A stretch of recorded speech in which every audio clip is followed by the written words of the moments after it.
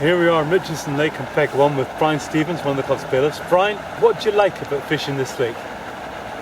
Fishing on this lake, inconsistent. You can get very big bags of 3 tenths, bags of 80 pound or so have been recorded in local matches. Some days you can struggle to actually catch fish. It's the nature of the water. And what do you think makes it, as a match venue, so interesting? I think the biggest thing on the lake is the inconsistency of winning pegs. Once the draws are being made, most weeks, nobody's really sure of where the weights are going to come from, and that makes it a fairly even venue. Yeah, and you've done well in a lot of the matches here. On a number of pegs, Brian, especially in winter. Yes. It's, the winter fishing is obviously different, but you can get reasonable bags of bream and skimmers in the winter months, fishing with squat, ground bait, pinky, that sort of thing. And dare I say it, I've had 1 or 2 results myself. So yeah, but it is what it is. And it's never 2 weeks the same. I think that's one of the charms about it. It's not a predictable venue. No, it's not. Constantly Definitely changing. not that. And do you think the fact that it's not a carp venue helps make it so? Yeah. Definitely. So even though we've actually got a few carp in here, but they don't show very often, luckily enough. And the lack of carp makes it a good fishery, in my opinion, and I think a lot of other people. Yeah, an interesting place to fish. Interesting. Very interesting fishery. Yeah. No, thanks very much, Brian. Yeah. See you later. Yeah. Oh, see, we're fishing there.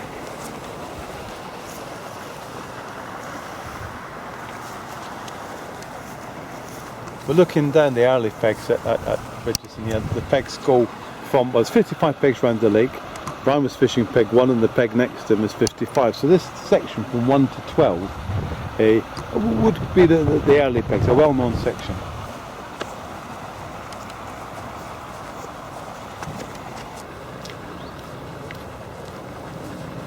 Let's see you casting. Good cast. Wow, cracker. Now, this is young Michael. He's 6 years old and he's one of our regulars at the Saturday morning coachings here. He's also got a certain family relationship to me. He's my youngest son. Michael, how good's the fishing at Marsh Farm? Very good. Michael, have you caught any fish today? Yep. What have you caught? 1 bream and 1 tench. And how big was the tench? About 1 pound? Yeah, and how big was the bream? Bigger? 2 pound. Oh, yeah. And are you, Michael, tell me the truth, are you fishing on your own or am I really casting for you? On my own. Okay, what do you like about coming to Marsh Farm? I like how there's fish small and big. Yeah. And there's more facilities here than Broadwater. Yeah, so what have you got? You got a shop? Yeah. Toilet? Yeah. Yeah. Good toilets? Yep. Yeah, and what's the shop like? Very good quality stuff, so it's a great shop. Good. Do you think that tip's going to go around, Michael? I might. I certainly think it will. Can you play fish yourself? Can you manage it all yourself? Yeah. Yeah, you sure? Yeah. You sure? Okay, Michael, I'll let you get on with it. Best of luck. Thanks. Here we are down the bottom of this first straight. This is peg 9, 10, and then you enter a slightly different part of the lake where it opens out. Now what you've got is a large dog leg, and these pegs, 11, 12, 13, 14, are, well, the feature pegs. So you've got this extra width here. With a bit more. They're not always match-winning pegs, this is the point we're making, but they are good pegs. Have a look at this. This is peg 11. And you've got 27, 28 metre chuck across there, and you've got two open islands and plenty of water. And as it fans round, these pegs have got a bit more space. So this area here, 10 to 14, are the widest pegs in the venue.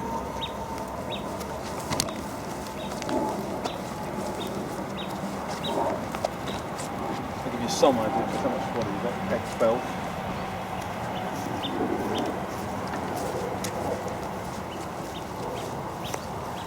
Gentleman here. You catching? A few tench earlier on, but it's gone really quiet and just lots of little ones. That's all I'm doing. Plenty of bites though. Well, chop and change the baits, it was working, but it's very quiet really. It is.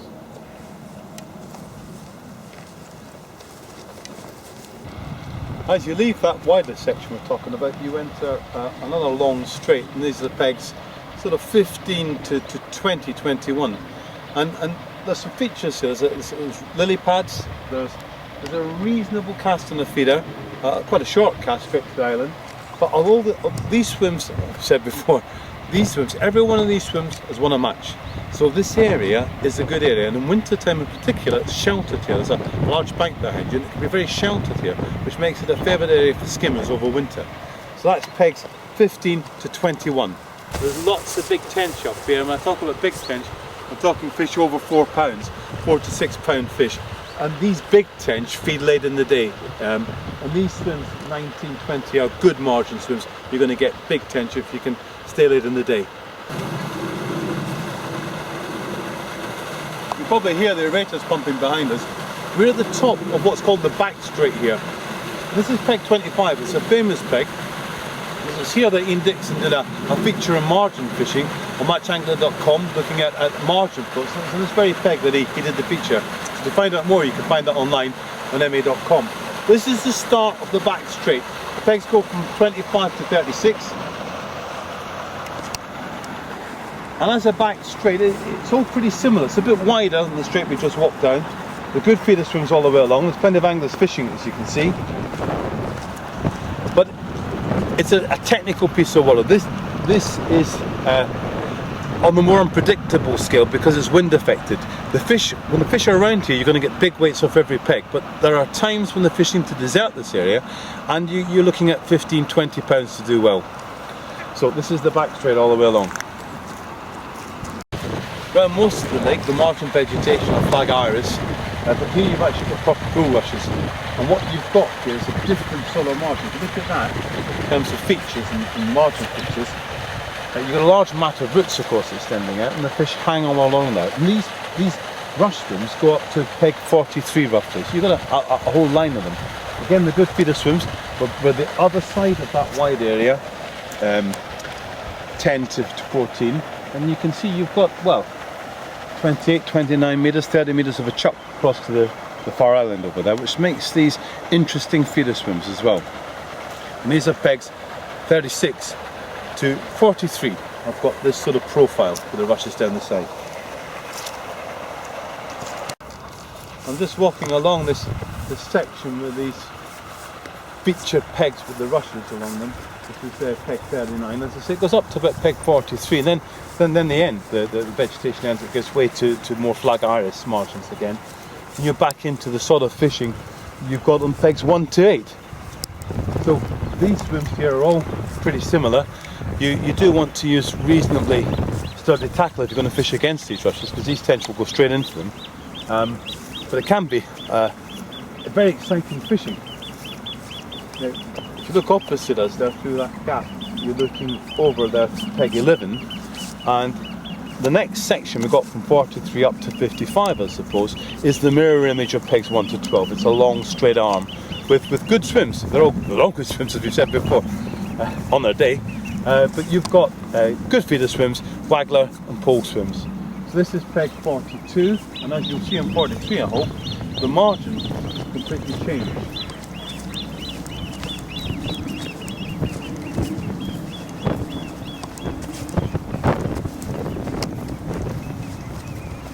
This is the last of what you might call the rushes pegs, and then we're into a more typical margin further up.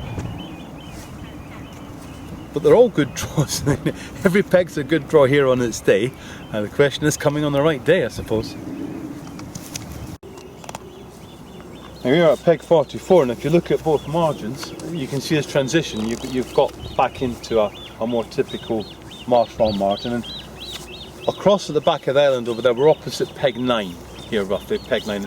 And this section goes all the way up now to the top, to peg 55, and then peg 1 takes you back on the circuit again. There's a wider area here, which is well known for skimmers and bream, around about peg 47, 48, and again you can see it opening up, and you've got cracking feeder swims and very good waggler swims, especially in spring in this area, the waggler.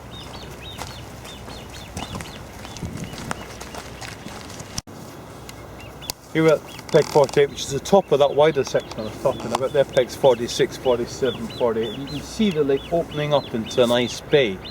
Now, as an area for bream in particular, these bays here and on pegs 5, 6, 7, where I was fishing earlier on the other bank, these large bays are good feature swims for feeder fishing, certainly. On the pole it's a bit different. You've got a pretty standard margin all the way around about 5-6 metres out, but for feeder fishing this extra distance seems to make a difference, holds fish a little bit better. So peg 48 round to 55, you've got a very, you've got the mirror image of pegs sort of 3, 4, 2, 1 on the other side that we saw earlier on. We'll come and have a look, finish off the tour of the lake at the top. And all the way around you've got the same thing. We've got an access road, we've got disabled parking bays, satellite parking all the way around the lake, all the same, which is a good feature here. And we've got flat access swims. So as far as we can, the venue is accessible and is enjoyed and used by anglers of all abilities and ages, as we've seen. We'll finish off here at the top. I think we're in the 50s now, this is peg 51.